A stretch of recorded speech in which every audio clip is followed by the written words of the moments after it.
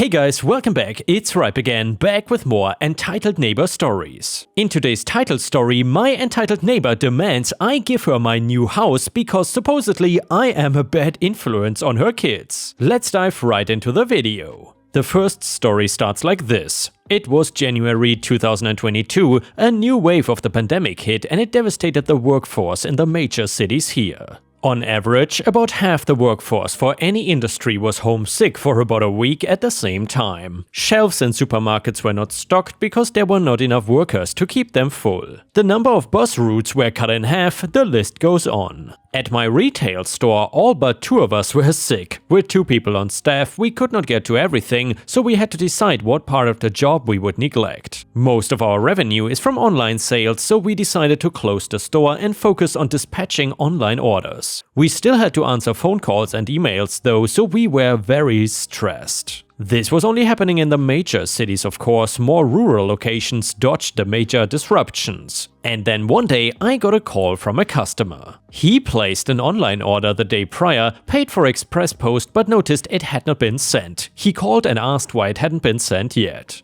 I looked on his account and saw that he lived in a rural town hours away. This was the conversation. Customer: "Hi, I placed an order yesterday with the express post. Why hasn't it been sent yet?" Me: "Very sorry, there's only 2 of us on staff because of the pandemic and we are doing the best we can to keep up with the online orders." Customer: "But I paid for express." Yes, and as I explained, there's only 2 of us on staff and we have had to close the store and there's a lot of orders to pack and we pack them from oldest to newest. We're trying our best. Customer: "Well, your best is not good enough. I paid for express. It should have been sent out by now." So my best was not good enough?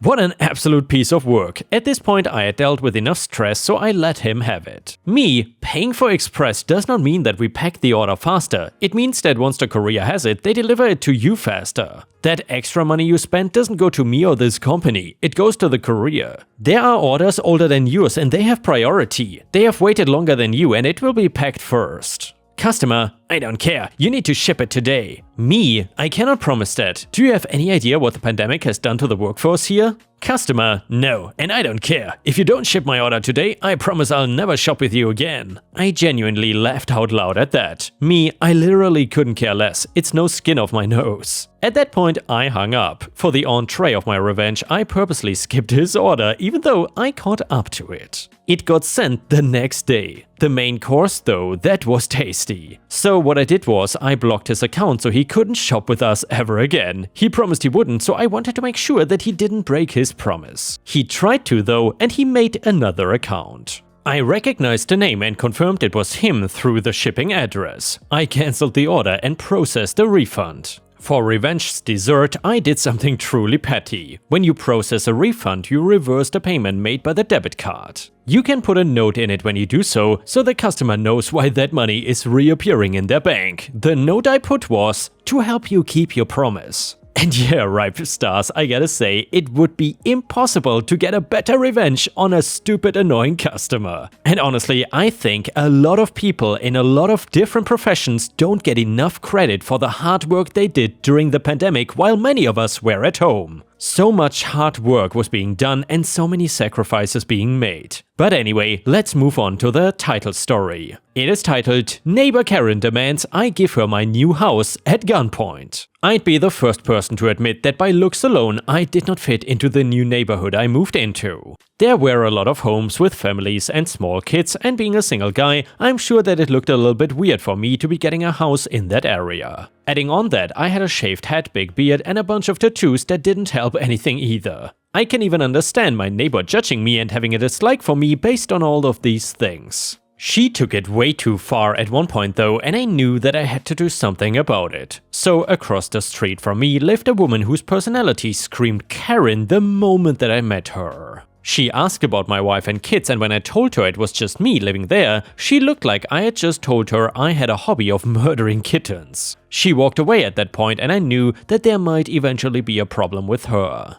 I was only wrong about the time frame because a couple of days later I ran into her again, but this time she had plenty to say. "Karen, what do you think you're pulling here? Moving into this neighborhood?" Me: "I'm just buying a house, that's it." Karen: "Just take a look at yourself in the mirror. There are kids around here that will go outside to play and then see you." So? Karen, so they will think it's okay to grow up and be a gang member or go fight at bars. They need a good influence around here like me, a mother taking care of her kids while at the same time running a business to sell beauty products. I'll save you all the rest of the conversation because it devolved into her just telling me how I was a criminal apparently and she was an upstanding citizen. It hurt enough to sit through once, so typing it again would also just be horrible for me. I did get curious though and looked up her business because I was really convinced it was gonna be some type of pyramid scheme. Instead, it actually seemed like a legit website that sold products, which was the biggest shock to me, honestly. I had figured Karen was done with me after her little speech, but she actually was spending time trying to start a petition to get me thrown out of the neighborhood. Now, I just want to point out that I'm in no way a criminal. I did a few years in the army before I was discharged due to some mental issues. One of the reasons I wanted to live away from a city was for the quiet, and Karen was really trying to ruin that. I was not really concerned because I knew even if she got signatures, there was no reason for me to be forced to leave by anybody. When Karen finally went too far, that was a day that I was just minding my own business in my yard. I turned to see her facing me and pointing a pistol right in my face. She was telling me that she wanted me gone by the next day, that I should just leave her the deed to my house and go, or she would shoot and kill me in order to keep her kids safe from me. Ignoring the fact I don't think that is how a deed to a home even works, she had clearly lost her marbles, or more likely she never had them to begin with. I noticed that she also clearly did not know how to hold a pistol efficiently, and I can only say that I am glad for that. Part of my training in the army was learning how to disarm an enemy when one is holding a gun wrong. That makes it even easier though. I will say that it didn't make the situation any less scary or tense just because I knew what to do. Anyway, I disarmed her and she started screaming bloody murder and trying to punch and kick at me. Natural instinct took over my body and I put her in a chokehold long enough to just make her pass out and stop attacking me. I called the police right away to tell them that she had pointed a gun at me and they had to come right away. Soon, about 5 police cars and an ambulance showed up in front of my house to deal with the situation. A couple seemed to right away think I must have done something wrong, but when I explained that I called them and she attacked me, things got sorted. Karen was thankfully arrested and I had to go down to the station and talk for hours to give a statement of everything that happened. Now, if life was fair, she would have went to prison for assault and battery. In this world though, if you have friends high up, you can get away with almost anything if you live in a corrupt country, that is. It turns out that she knew a judge and he was able to make it, so she got off with basically a slap on the wrist. And by the way, Ripe Stars, I just want to point out that obviously this story did not take place in the United States. Anyway, I was so pissed off that no justice was served, I decided to get some of my own. I wanted to find a way to get her in the kind of trouble that it didn't matter who she knew. Somebody that would use a judge to get away with a crime clearly had some dirty money. I just had to find it, and since I already knew about her business, I decided to start searching there. I know nothing about beauty products, so I enlisted the help of my 3 sisters who were just as angry as me when I told them what happened. I have no idea how they found out, but they told me there was no way Karen was selling the brands she was claiming. They were apparently designer tier brands and she would be losing money constantly selling them at her prices. What some people don't realize is that a lot of things about a company can be found online and are totally legal to the public. What I was able to find was the name of the distribution company she was working with and look into them. That was when I hit gold, because the closer I looked, the more I realized that it didn't seem to actually exist. Information either led to a dead end or a name that could be traced back to her maiden name. So basically, she was committing fraud by having a fake distribution company give her designer brands that did not exist. When in reality, she was probably buying cheap drugstore products and repackaging them to inflate the price. This was highly illegal and fraud, like this was a federal issue, so her friend, the judge, could not really do anything about it. After a couple of months, I noticed the website had been taken down and all traces of it seemed to have vanished. Then I saw her expensive car get towed away, and soon she seemed to vanish for days at a time as well. Then one day I just stopped seeing her altogether and only saw her husband and kids. He seemed stressed out, and about a year after that he sold his house and moved away. I later found out that Karen got locked away for several years for her crimes, and her friend the judge was met with the same fate as Karen. Crime never pays. And yeah, ripe stars, I would say if you do the crime, do the time. I am glad that Karen and her corrupt friend got what they deserved. Either way, if you enjoyed the story, please don't forget to like the video and maybe even post a comment if you want to support me. Thank you so much in advance, your support is very much appreciated. The next one is a malicious compliance story. So I was a sarcastic and easily annoyed guy in my 20s, and this often did not help me get along with older or corporate types. I was working at a certain pumpkin-colored big box home improvement store one spring in the flooring department. And ripe stars, by the way, if you know what kind of store that is, aka that OP is talking about, please let me know in the comments. Anyway, it was just starting to get warm out and the store did not have much AC. So I was looking forward to a magical date where certain employees were allowed to switch their pants for shorts. The problem is that we had a new department manager, I will call him Dick, who was aggressively chasing a promotion to assistant manager and then store manager. He thought he could accomplish that by being a super by the book hard ass and being relentlessly metrics focused. This translated into a manager who was a know-it-all micromanaging dick. Anyway, I am scheduled to open at 5 AM one day on the fabled day of color bottom wear, and I walk in all light and airy and bare-legged.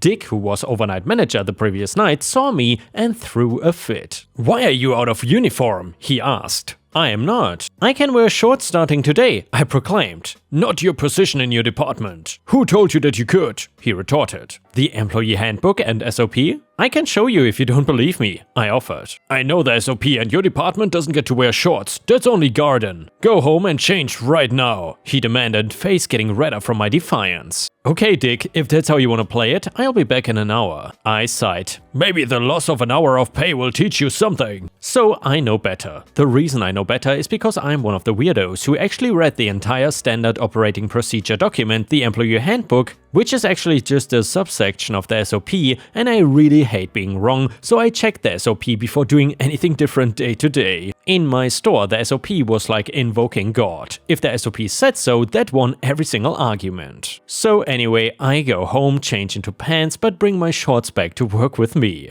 By now, Dick's shift is over, and I asked the new morning manager on duty, Darren, to meet with me. "Why? What's up?" "Oh, it's just an SOP issue." "Oh, okay. Give me like 10 minutes, yeah?" So I swung by my desk and printed out several things. Number 1, my latest pay stub that included my official job title and department number. Number 2, the company directory that listed the department names and their associated numbers. Number 3, the SOP that dealt with when and which departments and employees can wear shorts. Number 4, the annual email from the regional VP confirming which departments could wear shorts starting when, which also included the line, "And this letter is to be posted at the time clock between the dates of XXYZ. Number 5, the SOP detailing the company transportation and mileage reimbursement policy. Number 6, a Google Maps route that mirrored the route I take to and from work with the total mileage highlighted. So I met with Darren and explained what happened and handed him each page in turn as they became relevant. At the end, we agreed that I was right on every single account and asked me what I wanted.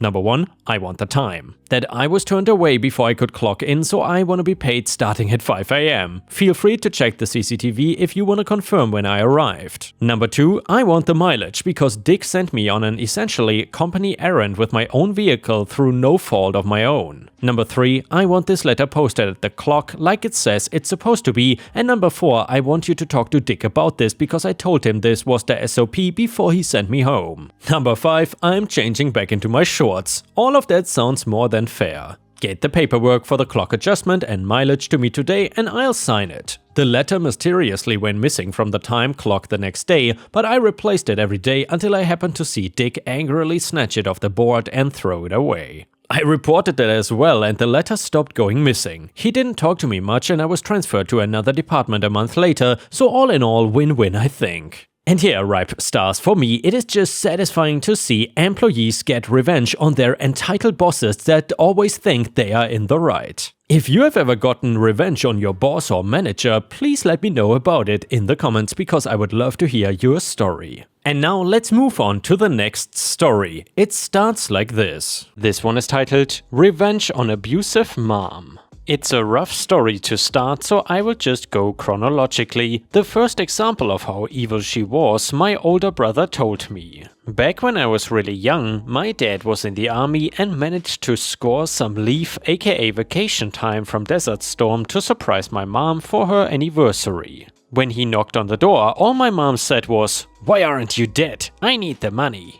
Her new beau then started backing out of the garage in my dad's Mustang Cobra. He got revenge, but that's a story for later if you guys want. The divorce was pretty much what you expect. Mom got custody of me, my dad later tricked her with some money and got me for a visit and then filed for custody since my mom had warrants out for her arrest.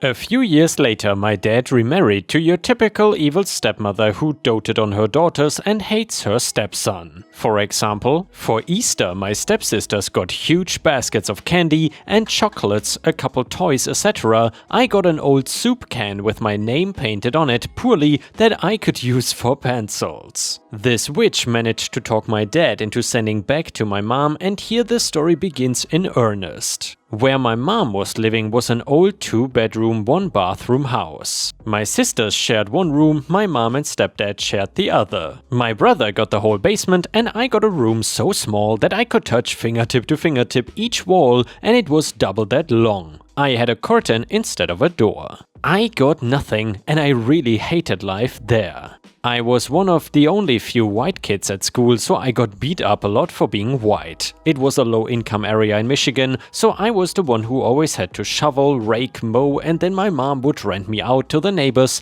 and they all just paid her. And by the way, that sounds really wrong. Either way, I did all the chores and was grounded until she felt like ungrounding me. I basically sat on my bed for 6 years anytime I was not in school, cleaning or making her money. I learned this later, but my mom was extorting money from my dad.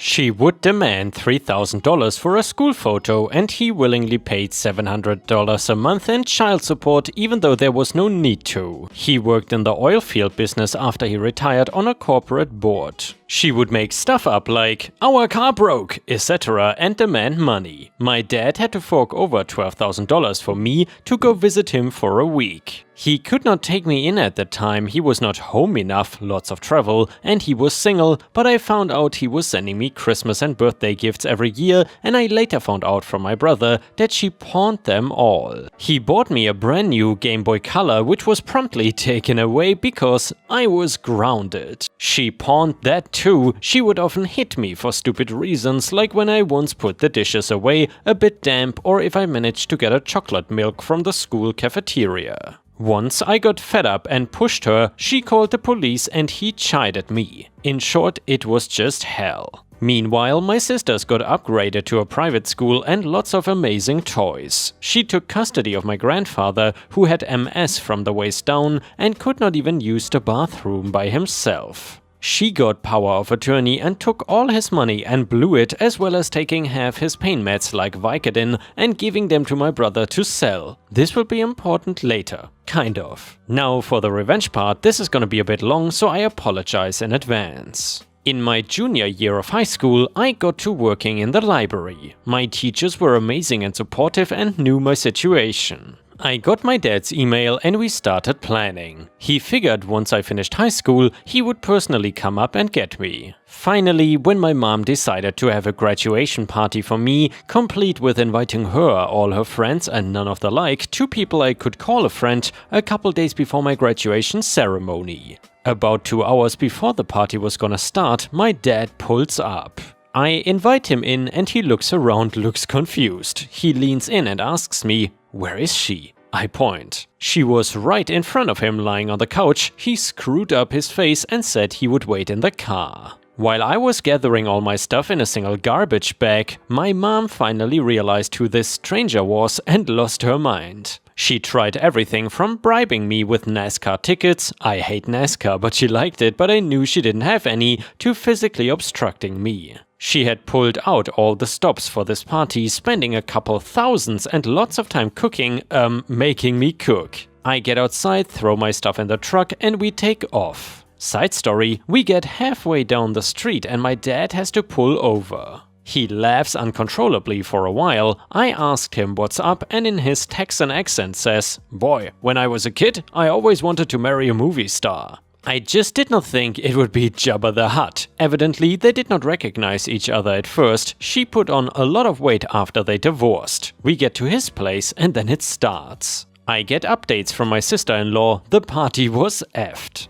She was humiliated since she did not have me. My dad stopped sending money. They had months worth of unpayable bills. She had to pawn her jewelry, pull my sisters out of the private school and back into public school, sell one of the cars she had. Soon she started calling for money, claiming someone stole the mail all the time, so they could not pay their bills and needed money to replace the mailbox so they wouldn't steal it anymore. It was refreshing knowing I was free and I could say no with no repercussions. I was happy to live and let live. I vowed to leave her be and let her sink or swim by her own hand. I was elated to be free and had no desire to look back at that part of my life, but she was not done with me yet. I decided to follow my dad's example and join the service. I decided the Navy was the place for me. My job required a top secret clearance, so they do a very thorough background check to include a credit check. Turns out I was delinquent in mortgage payments, I was receiving Social Security,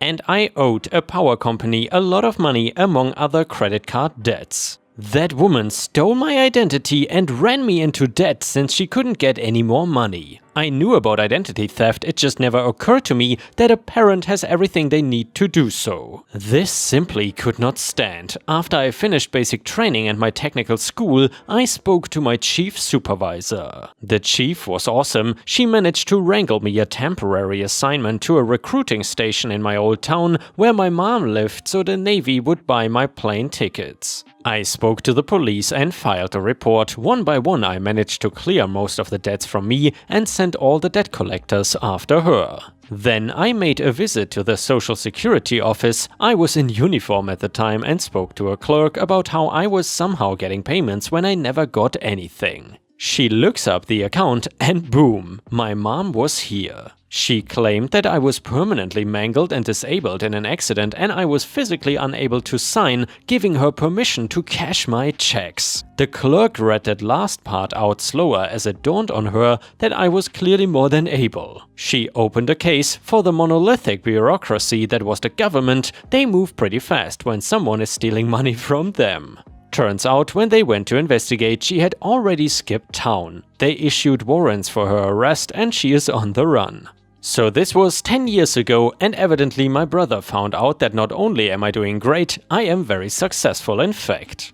I recently left the service and I am starting an even more exciting job. So he told mom and she came crawling out of the woodworks via Facebook for money for a doctor, but I told her prison gives free medical care and it felt good. Turns out when my aunts, her sisters who lived in another state, found out about how she treated me, she was cut out of everyone's will to include my grandma. Unfortunately, we did not get to my grandfather before she cashed in on him. So heavily in debt with no family to turn to, no way to get a job, with fraud on her record, as well as selling prescription medication and warrants out for her arrest, my mother, Jabba the Hutt, is receiving hers. I got cut a check for $20,000, the amount that was garnished from my wages for what she stole from the Social Security Administration, and she now owes that much to Uncle Sam. And you know, ripe stars, that reminds me, we usually like to say, never mess with a farmer, never mess with a soldier or old people, and all of that is true, but in general also, you should probably not try to mess with the government, especially when it comes to not paying them what they are owed or when stealing money from them, like the person in this case. That can very quickly go south, and I hope this woman learned her lesson. And yeah, I gotta say, I would probably go crazy if my family would be like this. I cannot imagine how it would be if your family is this hostile, or at least one person in the family. And with this, we have reached the end of the video. However, if you cannot get enough of my content, please check out my endless playlist, where you can find thousands of hours of content. In addition, please don't forget to subscribe to my channel to not miss any of my daily uploads. Thank you so much in advance, and I hope to see you again tomorrow.